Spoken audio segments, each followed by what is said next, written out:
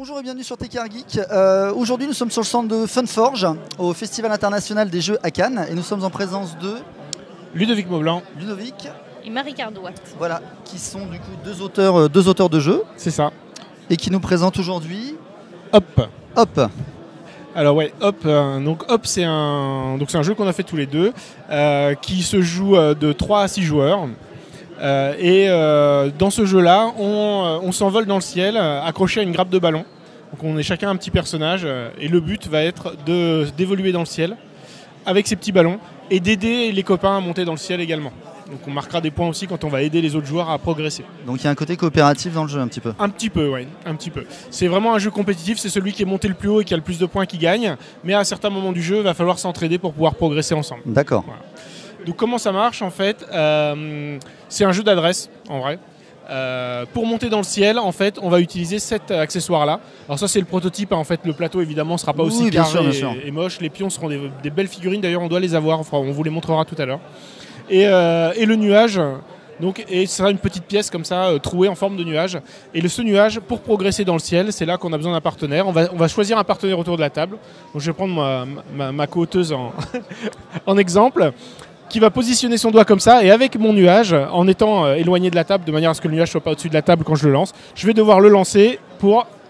Alors elle est nulle, hein. Ouais, elle est merveilleuse. Donc voilà, à une manière d'un anneau, en fait, comme le lancer des anneaux. Si je réussis, voilà.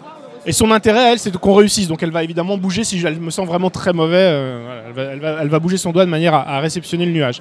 Quand je réussis ce lancer merveilleux que je viens de faire, je monte d'un étage dans le ciel, hop. Et ma partenaire, du moment que j'ai choisi autour de la table, gagnera un nuage sous lequel il y a des points de victoire cachés. D'accord. À la fin du jeu, le score sera l'étage auquel on est arrivé, plus les nuages. Plus les nuages. Donc quand je monte, je marque des points. Quand j'aide les autres, je marque des points. Et donc à chaque tour, je choisis un partenaire différent. En fait, je vais plutôt éventuellement choisir un joueur qui est déjà à la traîne au score ou qui n'a pas beaucoup de nuages. C'est pas grave si je lui donne un point, je vais plutôt choisir lui qu'un joueur qui est déjà bien avancé. Ouais, tout à fait. Donc ça, c'est le petit aspect tactique du jeu. Tout petit aspect tactique. Avant de lancer, les autres joueurs autour de la table vont pouvoir parier si je vais réussir ou pas, parce qu'il y a deux joueurs actifs, le joueur qui lance et le joueur qui reçoit, mais tous les autres participent aussi. Les joueurs qui participent vont pouvoir voter si, à leur avis, ça sera une réussite ou un échec, le lancer. Alors s'ils ont vu que j'étais vraiment très nul depuis le début de la partie ou quoi, ils vont pouvoir parier sur un échec, ou s'ils ont confiance en moi, sur une réussite. Les joueurs qui ont bien parié vont gagner un oiseau blanc, et les joueurs qui ont raté leur pari vont gagner un oiseau noir. Okay. 3 oiseaux blancs permettent immédiatement de monter d'un étage. 3 oiseaux noirs, ça éclate un ballon. Parce que ce que j'ai pas expliqué, c'est que quand on rate son lancer, on perd un ballon. Des ballons, on n'en a que 5 dans toute la partie.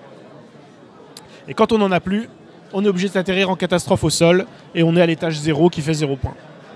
Et ça met fin également à la partie. D'accord. Donc la partie s'arrête de deux manières. Un joueur s'écrase au sol, donc il a perdu ses 5 ballons, ou un joueur atteint le niveau le plus haut, auquel cas la partie s'arrête également.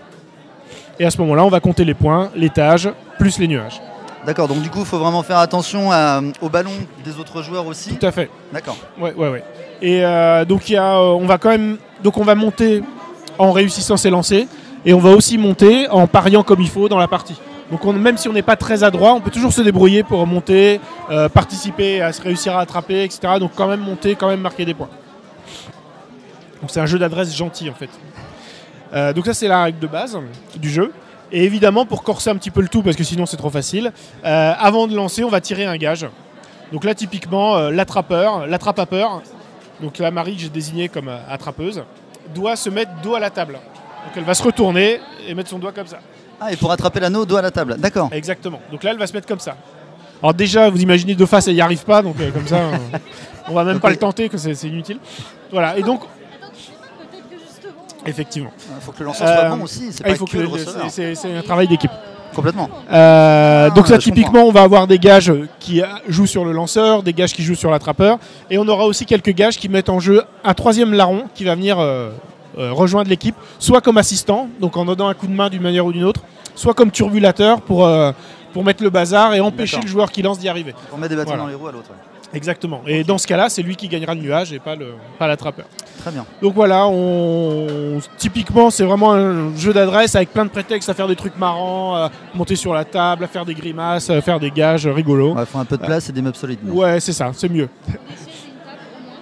Après, on peut très bien y jouer accroupi. Du coup, Et en termes de durée de partie, on est sur du 20 minutes, je dirais 20-25 minutes, je pense, ouais, une demi-heure grand max. Ouais. Grand maximum.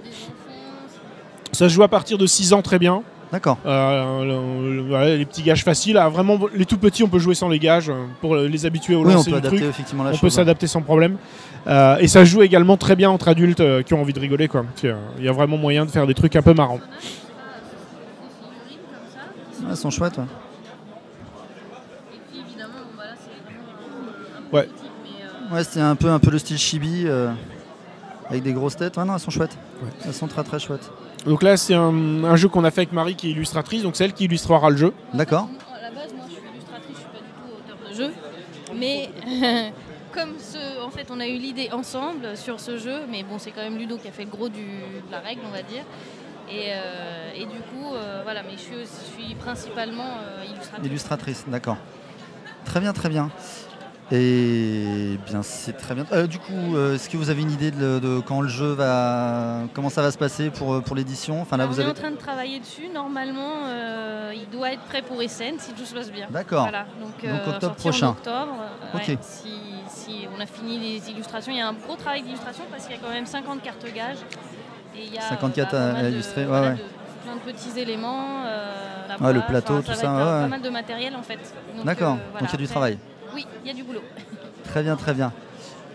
Écoutez, je vous remercie beaucoup De d'avoir rien. répondu à mes questions, de nous avoir présenté ce jeu. Et je vous donne rendez-vous très prochainement sur Tech Geek pour une nouvelle interview sur le salon de Cannes. Au revoir.